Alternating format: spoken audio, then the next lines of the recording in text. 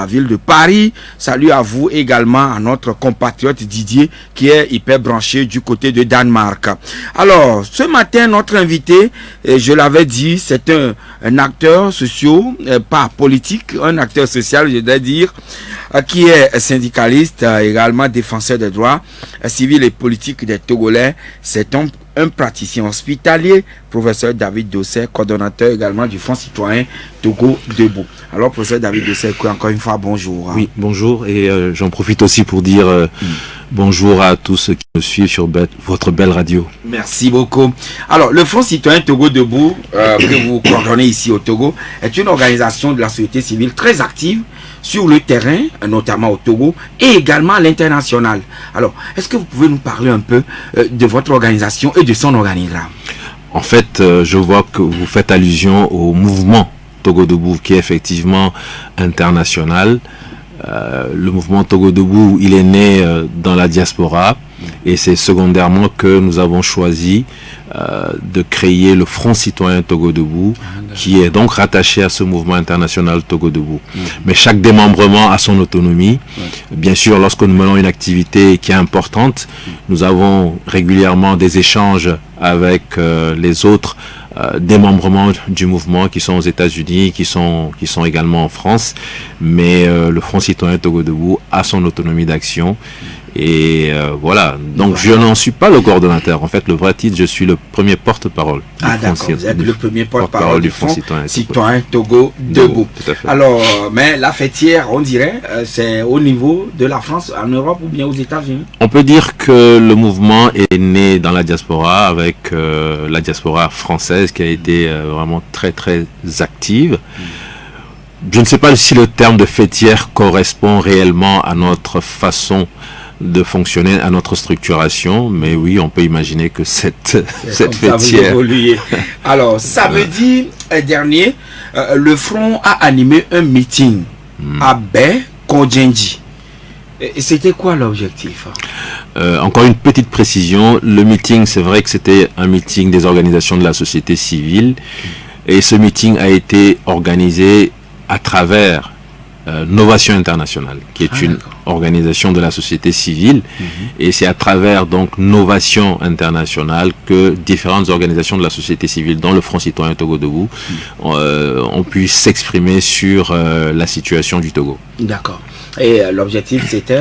L'objectif, bien sûr, c'était de revenir sur cette épineuse question de la nouvelle constitution, qui pour nous est un coup d'État constitutionnel contre la nation togolaise. Donc il fallait qu'on puisse en discuter avec la population. Ah oui, donc on redoutait une interdiction, mais cette fois-ci, le gouvernement ou le ministère de l'administration territoriale vous a autorisé. Ça fait 3 ans donc que la restriction est là, avec des motifs fallacieux à chaque fois. Mais je pense qu'il faut faire preuve de persévérance et de détermination, et nous pensons que c'est ce qui a payé. Donc on a fini effectivement par entrouvrir la porte et permettre à la société civile d'organiser un meeting et de discuter avec les populations.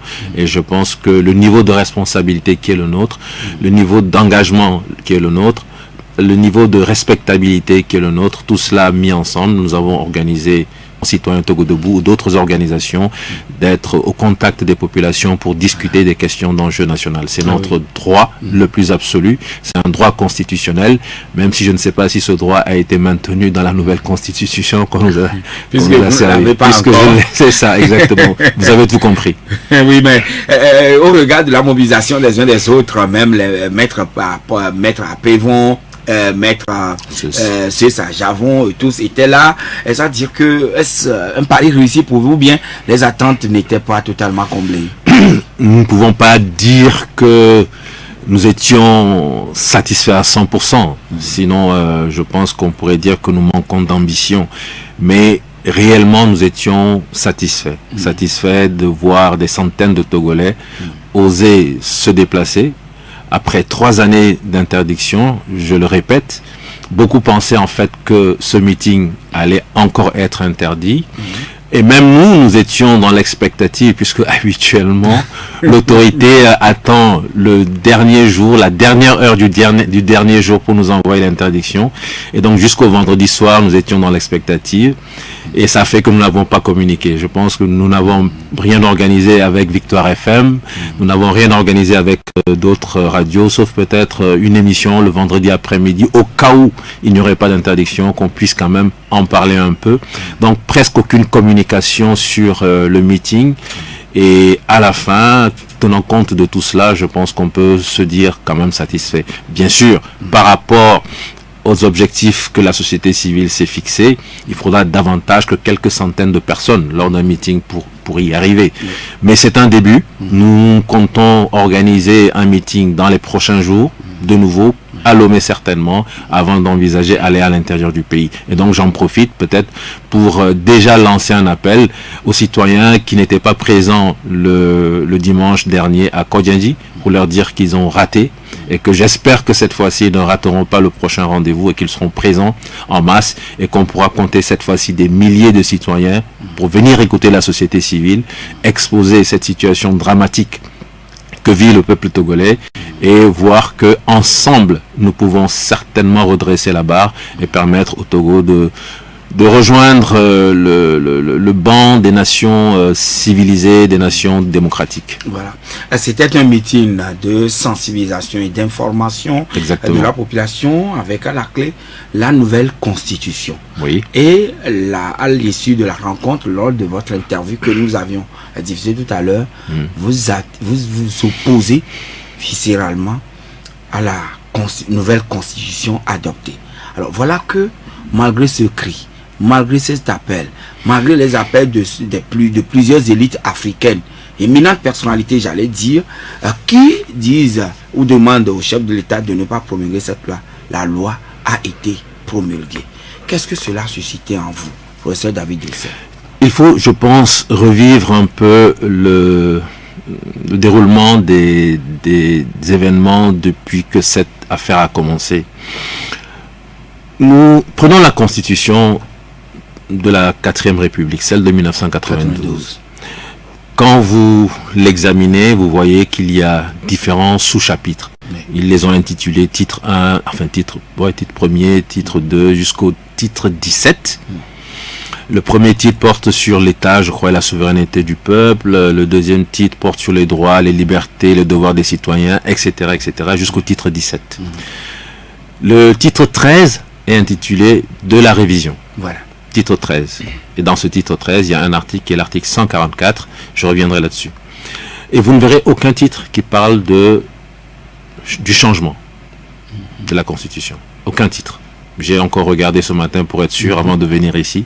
Il n'y a aucun titre qui porte donc sur le changement de Constitution.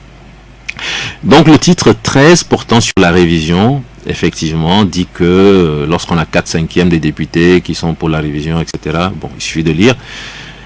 Et c'est là où on comprend que il y a eu abus de la part des personnes qui ont voulu initier ce changement de constitution. Je dis abus en ce sens que, effectivement, dans la constitution, il est prévu qu'on puisse modifier certains articles si 4/5 des députés sont d'accord pour modifier cet article.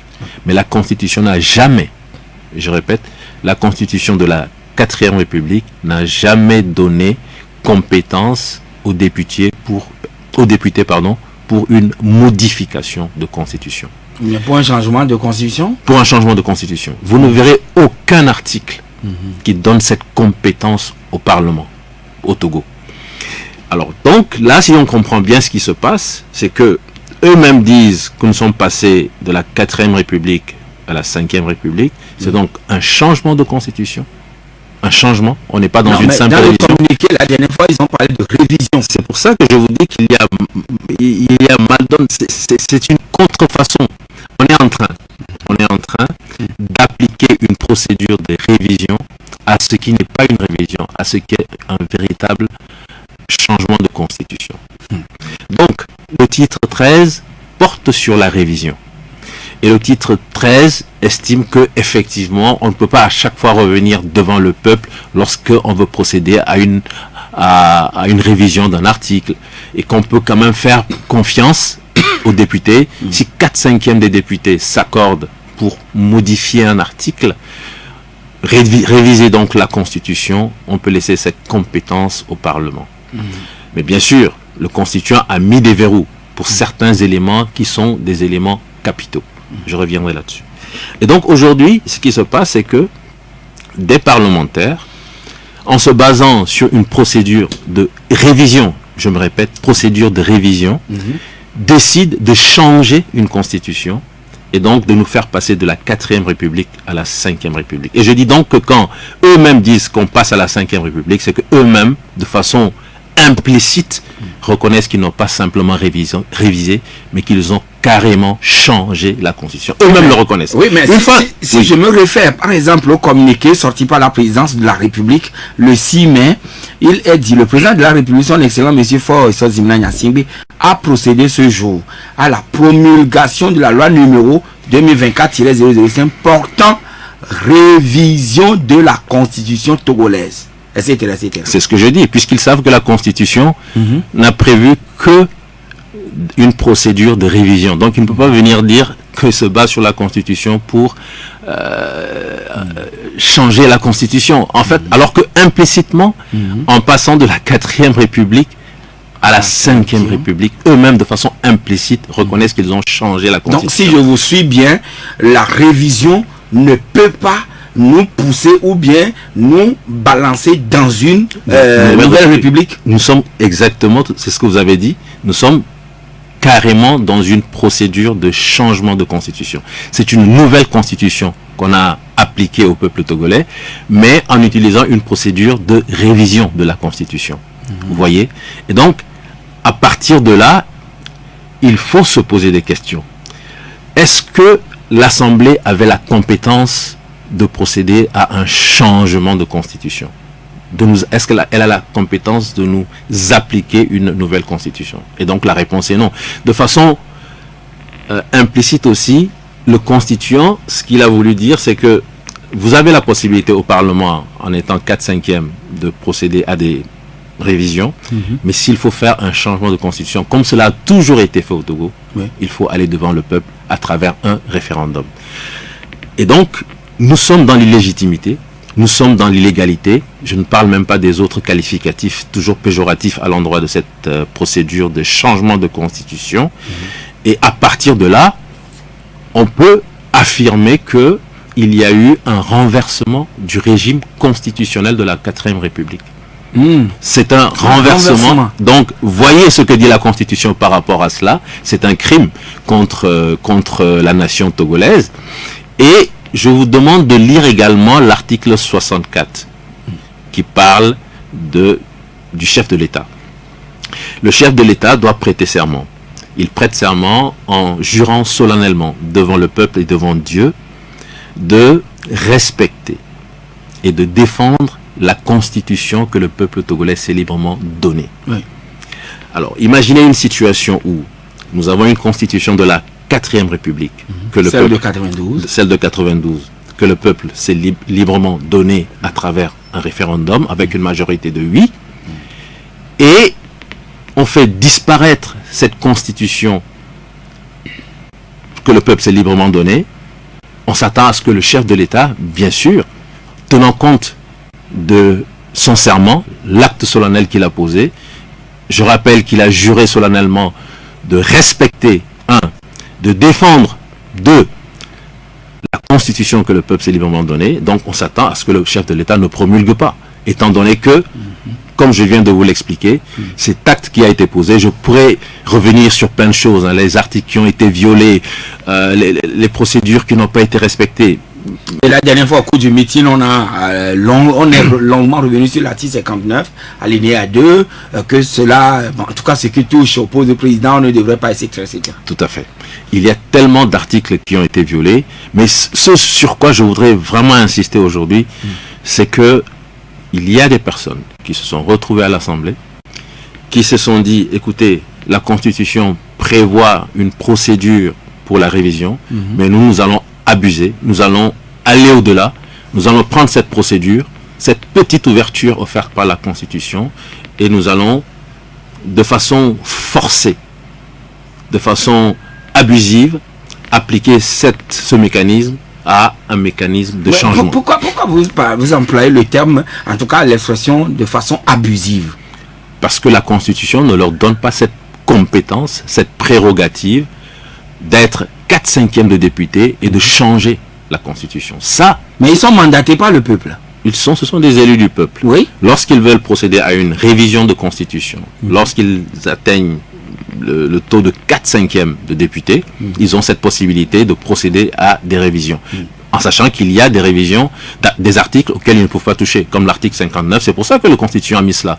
Si vous lisez l'article 59, le Constitution dit très bien que lorsqu'on veut toucher poste de président, au mode de désignation du président de la République, là, même si vous êtes 5/5 des députés, à vouloir le faire, vous n'avez pas ce droit. Il faut absolument revenir vers le peuple. Donc, il y a des verrous. Et même l'article 144 à la fin dit clairement que pour ce qui concerne le caractère laïque et pour ce qui concerne la forme de la République, si vous avez l'article 144, vous pouvez le lire, les députés, quel que soit leur nombre, ne peuvent pas procéder à cette révision.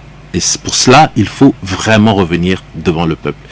Et donc, de façon simple, ce qu'il faut comprendre, c'est que la Constitution de 92 a donné cette compétence aux députés, s'ils atteignent un certain nombre, de faire des modifications au sein de la Constitution. Une révision. Et non un changement. Non un changement de Constitution. Et voilà qu'un changement est opéré. Et donc c'est illégal. Et le chef de l'État l'a promulgué. Et c'est pour ça que nous nous disons qu'il faut en tirer les conséquences. Puisque celui qui a juré de défendre notre Constitution a décidé de ne plus la défendre, a décidé de ne plus la respecter et a décidé de s'associer à ceux qui sont en train de tuer notre Constitution, il faut en tirer les conséquences. Mais je pense que c'est logique. C'est comme si vous avez votre maison, vous avez celui qui est là pour garder la maison, qui décide à un moment donné de ne plus être celui qui va défendre votre maison. Qu'est-ce que vous faites? Oui, mais monsieur David Doucet, vous ne voyez pas que le chef de l'État, entouré d'éminentes personnalités très rompues à la tâche et qui maîtrisent les rouages de ces choses, peuvent l'induire en erreur?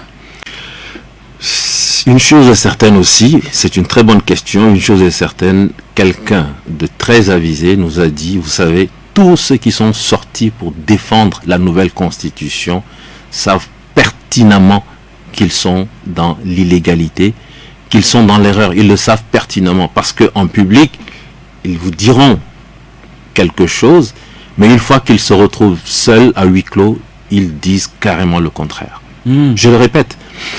Donc vous me demandez si ceux qui sont autour du chef de l'État ne l'ont pas induit en erreur. C'est pour ça que nous sommes aussi du peuple et nous nous adressons au chef de l'État en lui disant que il est le garant des institutions. Il a juré solennellement de protéger, de respecter et de défendre la Constitution qu'on s'est librement donnée. Nous nous sommes donnés librement en 1992 une Constitution. La procédure mise en place pour ce changement de Constitution n'est pas légale. Elle n'est pas légale. Elle viole des articles de la Constitution, elle viole des dispositions constitutionnelles et pour nous, il ne faut pas qu'il s'associe à cette machination politique. Oui, maintenant que c'est fait. Maintenant que c'est fait, alors maintenant que c'est fait, est-ce qu'il peut rétropédaler, revenir, faire marche arrière? Je sais qu'en 2005, c'est ce que moi je peux donner comme exemple, en 2005, le journal officiel, je crois du 6 février 2005, avait acté des modifications constitutionnelles. Et le journal officiel du 24 février 2005, donc un peu moins de 3 semaines après, est revenu par un rétropédalage sur ces modifications de constitution. Je pense donc qu'il y a toujours possibilité de réparer une erreur, surtout si elle est aussi grave, surtout si elle a des conséquences aussi délétères sur le vivre ensemble, sur l'avenir d'une nation. Et j'ai écouté Madame Lawson, c'est ça? Oui, qui a dit tout à l'heure, et c'était vraiment très intéressant, finalement, qu'en fait, le plus important, c'est ce que le Togolais trouve dans son assiette, c'est ce qu'il mange. Enfin, Elle ne l'a pas dit trouver exactement. à manger 3 fois par jour. C'est ça qui est le plus important. Le régime parlementaire. Voilà, ce n'est pas le régime parlementaire. Et donc, Madame Kaïlosson, je pense que peut-être pour une fois déjà, je rejoins totalement ce que vous avez dit. Il faut dire au chef de l'État que ce qu'on nous a présenté comme étant une priorité, cette constitution est claire qu'on a voulu nous adopter, nous obliger à adopter, nous obliger à accepter, n'est certainement pas la priorité. Et il ne faudrait pas qu'on perde du temps, de l'énergie, de la salive à nous égosiller autour de quelque chose qui finalement n'est pas la chose la plus importante pour le peuple togolais. Donc, ça oui, veut mais dire que... écoutez, Maître Paul de Diapévon aussi tout à l'heure, il a dit clairement que à l'Assemblée nationale, bien qu'ils sont en nombre très réduit ou infime, ils vont protester vigoureusement contre cette nouvelle constitution. Ils ne l'admettront jamais. Il a employé le terme je jamais. suis d'accord avec lui, il a parlé de résistance, je pense que c'est le terme qu'il a utilisé. Et je renchéris en disant que la résistance ne se fera pas simplement à l'Assemblée nationale. Je vous assure que nous n'allons pas accepter. C'est comme si on nous demandait aujourd'hui d'accepter un coup d'État constitutionnel, de fermer les yeux et de regarder ailleurs et de laisser le train passer. Ce n'est pas parce que nous n'avons pas de force, entre guillemets, que nous sommes obligés d'accepter l'inacceptable. Ça, nous allons le dire. Nous allons mettre en œuvre tout ce que nous pouvons mettre en œuvre pour faire barrage à cette forfaiture. C'est une forfaiture. Nous le disons au plan national, tout le monde le dit au plan international. Et aujourd'hui, nous sommes presque la risée encore du monde. Ceux qui sont en train de pousser le Togo dans cette voie, ils comptent sur une chose. Ça va durer, ils vont faire le dos rond, ça va durer 1 semaine, 2 semaines, 3 semaines, et puis le monde va passer à autre chose, les Togolais vont passer à autre chose. Ils comptent sur cette léthargie, sur le découragement du peuple togolais. Nous allons les inviter à des manifestations, peut-être qu'ils sortiront 1 fois, 2 fois, et puis avec la faim qui tenaille un peu tous les ventres aujourd'hui au Togo, les gens passeront à autre chose, et puis ce sera acté. Et ça va mais je pense que là, et ça va s'émousser justement. Je pense qu'ils sont en train de faire un très mauvais calcul. Il y a un coup d'État qui a été perpétré contre la nation togolaise. C'est un crime contre notre nation. Nous ne voulons pas que ça se passe ainsi. Nous voulons vivre en paix, fraternellement, dans un pays où il y a de la justice, il y a de la démocratie, respecter la dignité du peuple togolais, parce que ce qui est fait, c'est une façon de mépriser le peuple togolais. Alors, les élections ont été organisées, j'ai lu hier la tribune publiée par Dr Speaker sur Togo, Dr Christian Speaker sur ici Lomé, et il a dit quelque chose, je vais vous lire cela.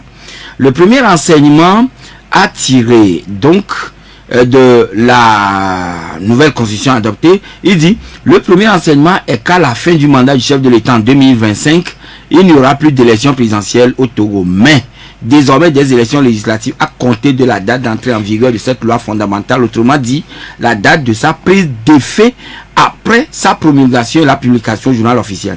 C'est une publication qui rend une loi publique. Normalement, le législateur choisit la date de la prise d'effet d'une loi ou son entrée en vigueur après sa promulgation. Et continuant, c'est ce qui est beaucoup plus intéressant, il dit, cela suppose que toutes les élections législatives qui seront faites ou organisées postérieurement au lendemain de sa promulgation, de sa publication au journal officiel seront faites conformément à cette nouvelle loi fondamentale, mais celles qui ont été déjà faites avant la date de sa promulgation, comme par exemple celle du 29 avril qui venait d'être organisée par celle-ci, car celle-ci ont été faites antérieurement à la date de la promulgation de la nouvelle constitution, c'est-à-dire conformément plutôt à la constitution de 1992. Et donc, ce qui s'est passé ne peut pas, la loi qui est votée ne peut pas agir avec les élections qui ont eu lieu. La loi n'est pas rétroactive. On nous a souvent... Faudra-t-il dire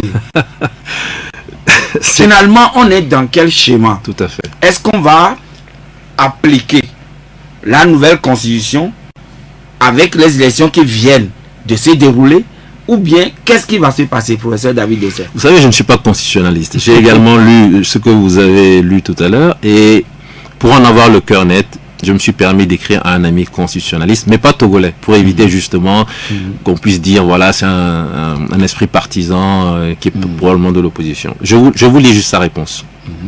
Il me dit, il y a 3 idées dans son papier. La première, c'est que le texte ne dispose que pour l'avenir. Oui. C'est vrai. C'est la norme, sauf que au Togo, la norme n'est pas toujours la référence. C'est un ami constitutionnaliste qui n'est pas togolais, je ne vais pas donner son nom ni sa nationalité, qui s'exprime ainsi.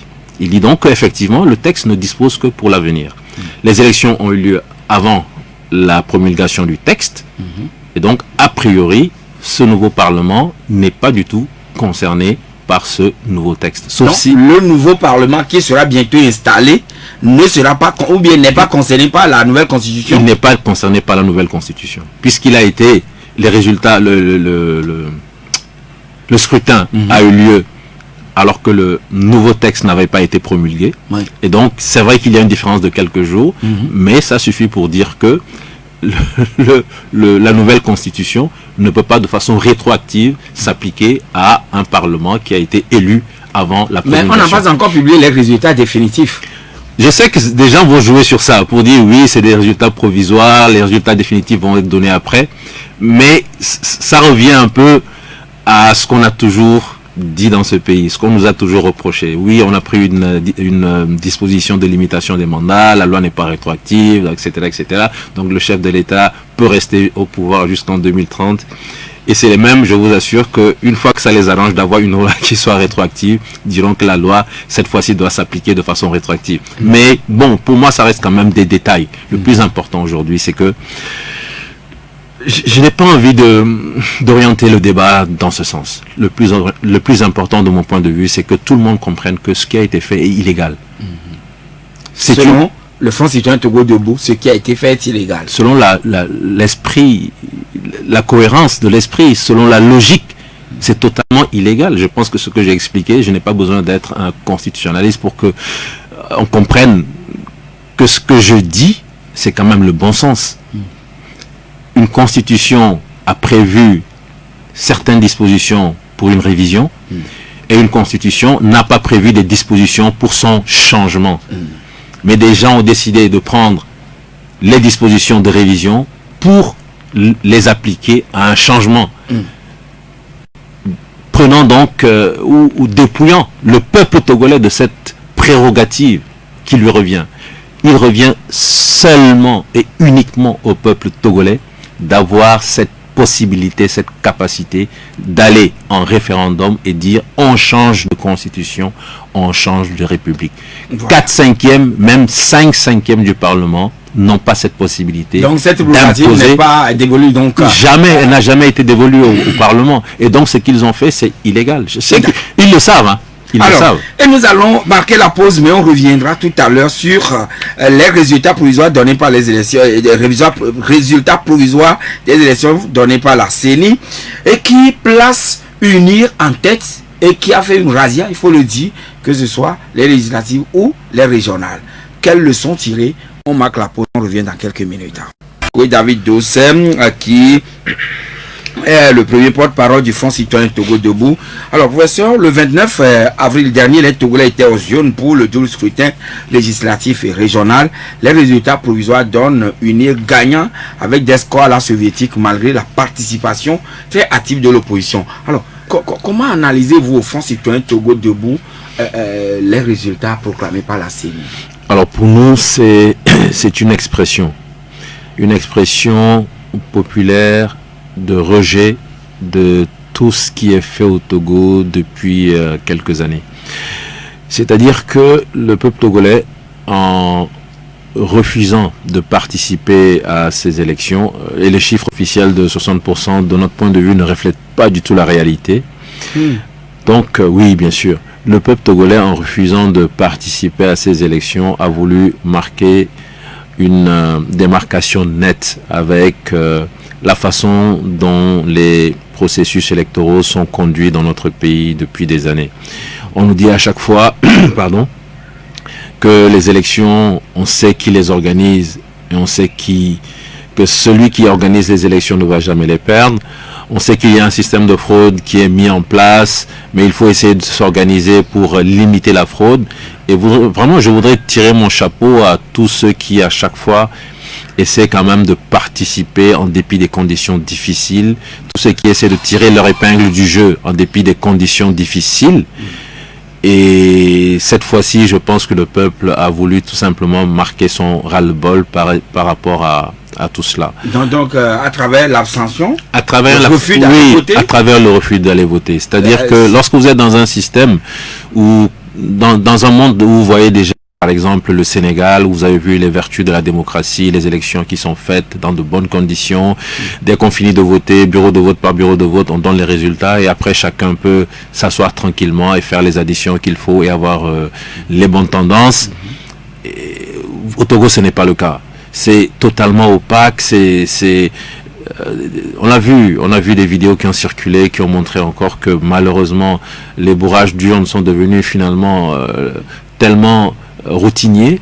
Il y a eu des situations également où des délégués de l'opposition ont subi des violences. On nous a dit ce qui s'est passé. Nous avons écouté M. Apevon justement lors de la conférence de presse relater ce qui s'est passé à Vaughan et ailleurs. Voilà, à Gbelouvé, etc. Et je crois que tout cela ne peut pas motiver un peuple à croire encore en ce qu'on peut appeler la vertu de la démocratie. Motiver un peuple à se dire au Togo, comme au Sénégal ou comme ailleurs, nous pouvons aller voter, nous pouvons aller faire le choix que l'on veut avec l'espoir que notre choix sera respecté et que la vérité des urnes sera de mise. Quand le peuple n'y croit plus, quand un système a réussi à tuer l'espérance démocratique dans le cœur l'esprit des populations, je crois que c'est extrêmement grave. Et donc pour moi c'est le premier enseignement. Mais bien sûr, l'opposition doit également tirer un enseignement en disant que... Et ce maître Apevon l'a dit, il a reconnu quand même des failles à leur niveau. Absolument, puisque à chaque fois on dit qu'il faut s'organiser, qu'en mutualisant les forces, en s'organisant de façon adéquate, on peut arriver à minimiser la fraude et donner donc une chance de victoire à l'opposition. L'opposition a failli dans sa manière de s'organiser et de s'opposer à la fraude. Pardon, on l'a encore vu lors de cette élection où la fraude a été faite parfois même à visage découvert. Selon ce que les acteurs politiques de l'opposition ont dit, mais le ministre Boudona a dit, si vous avez trouvé qu'il y a eu des cas de fraude, saisissez l'institution, faites recours à l'institution compétente. Vous voulez qu'on parle de la justice togolaise? Eh bien, la Cour constitutionnelle. Vous voulez qu'on parle de la Cour constitutionnelle? Je pense que ça peut être également l'objet d'une autre émission, si vous voulez. On pourra revenir sur tout ce qui est impunité, tout ce qui est justice à deux vitesses, tout ce qui est, par exemple, vous voyez un député qui vient dire mon vote à l'Assemblée lors du premier vote, lorsqu'il y a eu le premier vote de la nouvelle loi à l'Assemblée, mon vote n'a pas été pris en compte. Donc on pense qu'il y a eu faux usage de faux, donc on pense qu'il y a eu des votes par procuration qui n'étaient pas corrects, puisque certains disent qu'ils n'étaient pas présents à l'Assemblée nationale, mais bizarrement ils ont voté, on ne sait pas par quel miracle. Je pense que dans un pays normal, sans tenir compte des propos de M. Boudona, que je respecte beaucoup, mais j'aurais vraiment souhaité que cela se passe autrement, c'est-à-dire que la justice... Oui, mais quand même, est-ce que vous ne voyez pas que l'opposition, en prenant part activement à cette élection, cela devrait susciter un engouement et puis une adhésion de la population, ou disons de leurs militants? Je vais vous dire la vérité. Tel n'a pas été le cas. Je vais vous dire la vérité. Oui. Nous étions tous convaincus que le niveau d'organisation de l'opposition ne permettrait pas à cette opposition de s'opposer de façon efficace au système de fraude. Ça, nous le savons. Et donc, absent de dynamique unitaire? Non, pas seulement cela. Il faudrait vraiment mettre en place une vraie organisation de terrain. Une vraie organisation de terrain pour faire en sorte que ceux qui impunément vont bourrer les urnes, ceux qui impunément vont modifier les procès-verbaux, ceux qui vont être à l'origine des violences sur les délégués de l'opposition, quel mécanisme a-t-on mis en place pour arrêter cela? De manière concertée? De manière concertée également. Bien sûr qu'il faut mutualiser les forces. Puisque lorsqu'un délégué je prends n'importe quel parti, de Hadi est pris à partie, il faudrait que les autres délégués puissent également intervenir. Mais ça, il faut en discuter. Et donc, si on n'a pas mis en place cette fois-ci, on y va avec des armes pour pouvoir s'opposer ou en tout cas minimiser grandement la fraude. Comment est-ce que vous voulez motiver les Donc cela serait aussi la cause de cette désaffection? Mais bien sûr, c'est ce que je disais. Le peuple a rejeté ce système où on va des élections en sachant que le système de fraude va être mis en œuvre. Et voilà que c'est l'opposition qui en paye les frais. Oui, bien sûr. Mais le peuple, donc, et c'est le message, je suis d'accord avec vous. C'est pas seulement l'opposition qui en paie les frais, c'est nous tous qui en payons les frais. Moi, j'ai été voté, mais il aurait il aurait fallu que nous soyons beaucoup plus nombreux, peut-être, pour avoir une chance en termes de capacité de limitation des systèmes de fraude. Donc c'est nous tous qui en payons les frais. Mais donc c'est là où il faut aussi en tirer un enseignement pour nous qui sommes de la société civile et pour les partis politiques d'opposition. Si le peuple refuse de participer à une mascarade électorale, qu'est-ce qu'on fait ?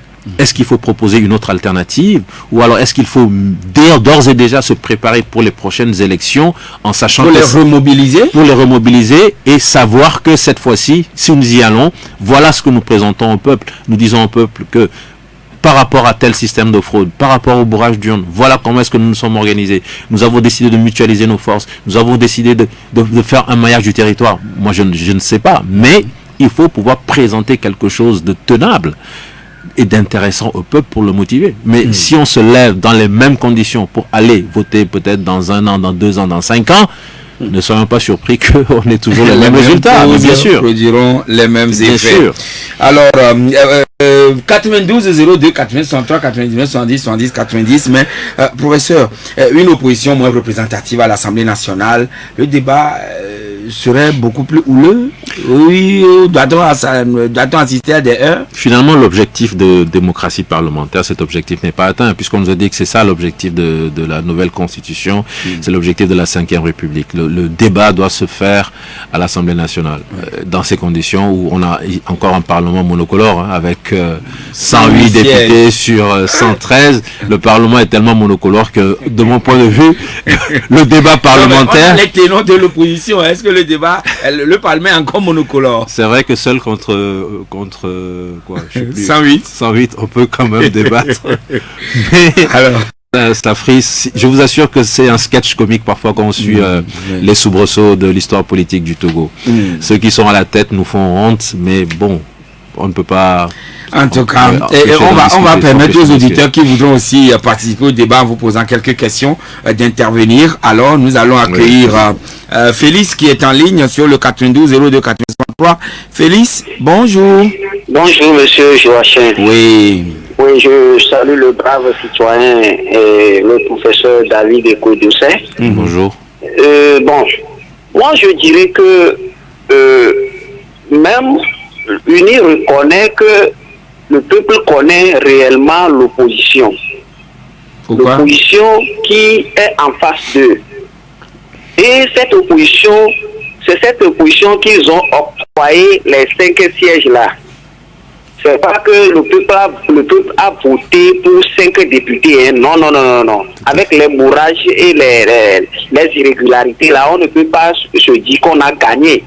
Et je dirais que et les 5 là, les 5 qui sont actuellement sélectionnés par UNI là, les 5 députés là doivent s'organiser. Sélectionnés par UNI, peut-être non, mais c'est des gens qui ont été élus, proclamés par la CENI.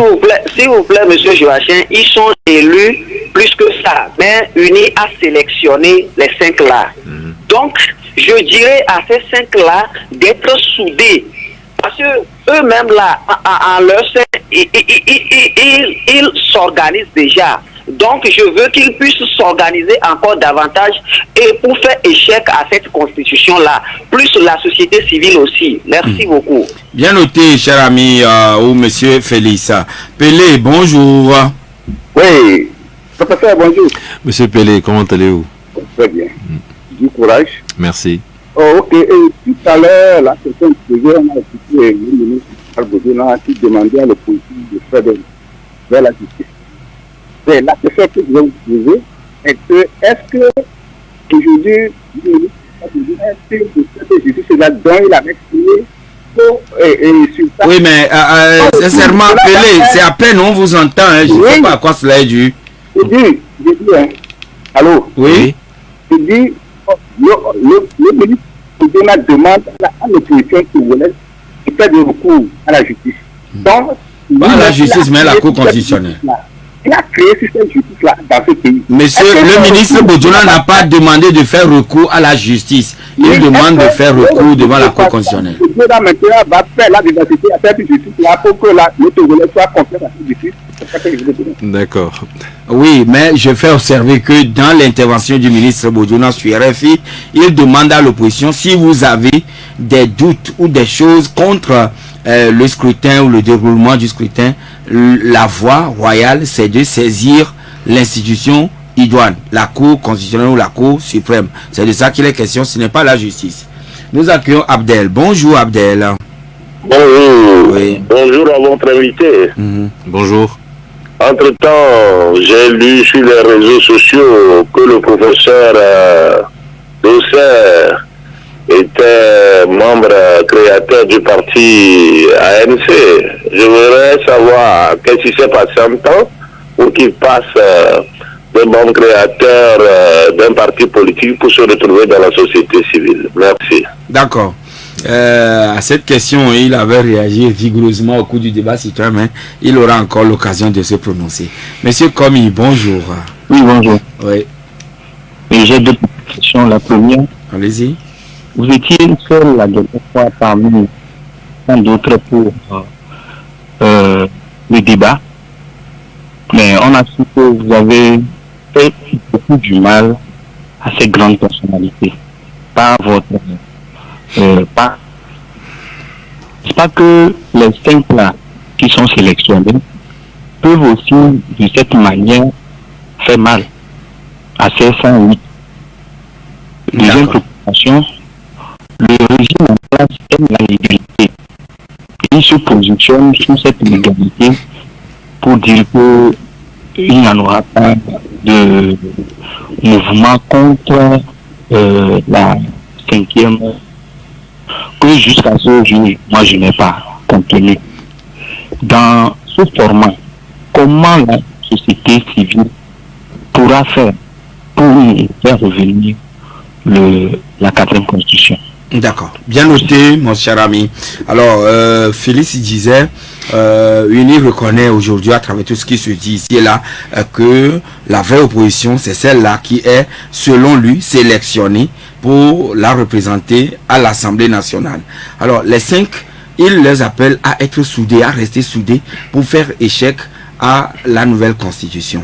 Qu'est-ce que vous avez à lui dire? En fait, je pense qu'il rejoint un peu ce que nous avons dit tantôt. Il revient vraiment aujourd'hui à l'opposition de se remettre en question et de réfléchir aux autres alternatives à présenter à la population. Il faut présenter autre chose.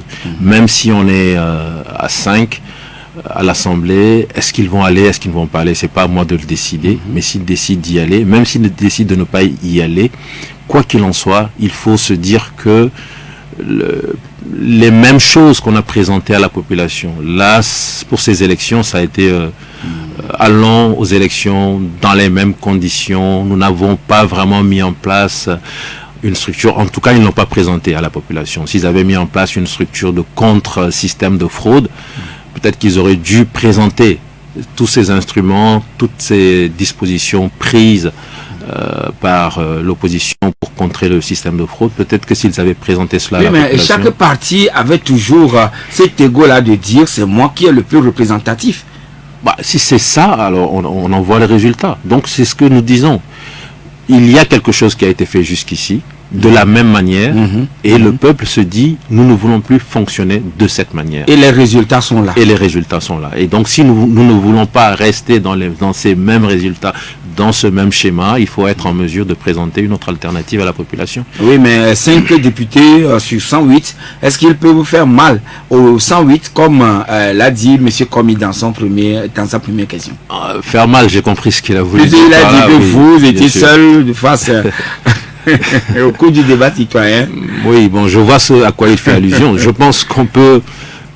Là, sincèrement, ce n'est pas à moi de décider, bien sûr. Mais il est toujours possible d'être à 5 dans l'hémicycle et d'écouter, au moins d'être là, de savoir ce qui va être dit, d'écouter, de pouvoir venir ensuite présenter à la population ce qui est dit de bon, ce qui est dit de mauvais au sein de l'hémicycle et informer la population. Ils peuvent également décider, pardon, comme comme une protestation de ne pas y aller.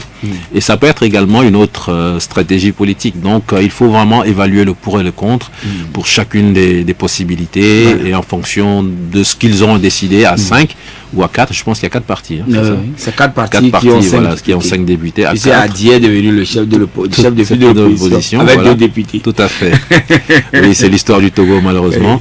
Et donc réfléchir ensemble et prendre une décision, et je pense que le peuple, une fois que le peuple aura compris, le peuple pourra les accompagner. Alors, est-ce que vous êtes membre créateur de l'ANC? Alors, je ne sais pas si c'est quelque chose d'important dans ce débat, et j'avoue que enfin, monsieur Abdel, je crois, pardon, oui, Abdel, je ne le connais pas, mais je sens que l'idée n'est pas de contribuer au débat qui nous anime, cette affaire de 5e constitution, de 5e république, de 5e constitution.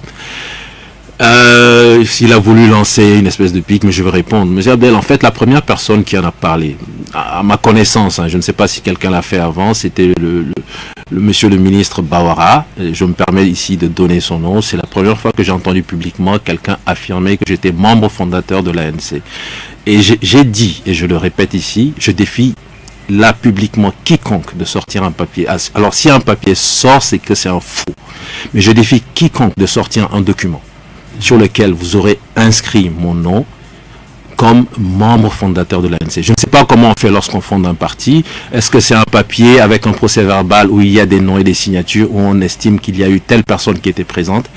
Mais je le dis, monsieur Abdel, je défie quiconque de sortir un tel papier sur lequel vous aurez inscrit le nom de monsieur Ekwe David Joseph. Ou peut-être vous êtes fait encarter quelque part. Première chose. Deuxième chose, l'ANC c'est un parti que je respecte. J'aurais été peut-être même très fier et honoré d'être membre fondateur de l'ANC. Mais je ne le suis pas. Donc je ne peux me prévaloir de quelque chose alors que je ne suis pas membre fondateur de l'ANC. Ah oui, alors l'égalité, le parti au pouvoir va quand même y travailler énormément, mais pas de mouvement contre qu'est-ce que la société civile va devoir faire pour pouvoir aller à l'encontre. Qu'est-ce que le peuple togolais doit pouvoir faire pour recouvrer sa souveraineté? C'est la vraie question qu'il faut se poser.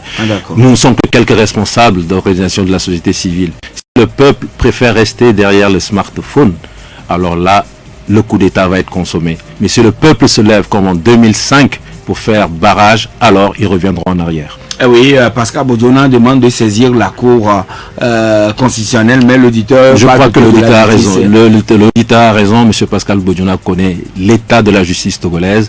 Travaillons ensemble pour améliorer l'état de la justice togolaise. Alors on pourra peut-être faire des recours auprès de la Cour constitutionnelle, auprès de la justice togolaise. En tout cas, ce que nous savons, avec la nouvelle constitution, il n'y aura plus, la justice ne sera plus sur le format que nous connaissons là. On a fait des changements. Madame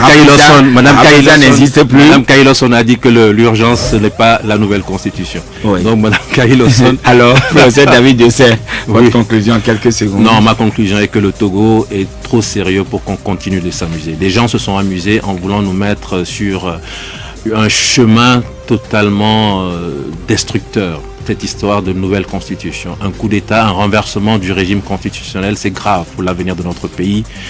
Revenons à la raison, mais en tout cas, si on ne veut pas revenir à la raison, je demande au peuple de reprendre sa souveraineté et de faire barrage à cette affaire. Professeur David Dessay, merci à vous d'être passé sur les antennes de Vision FM. Merci à vous. Merci. Voilà, c'est fini. Haïti, merci à vous également pour la coordination technique. C'est fini pour aujourd'hui. Madame, monsieur, le débat, c'est tout à l'heure à 9h, le journal, pardon, à 9h avec Nessie Nakogo et toute son équipe. N'oubliez pas, à 13h, nous sommes là, 18h également. Mais l'émission qui s'achève vous sera rediffusée à 22h. Bonne journée à toutes et à tous.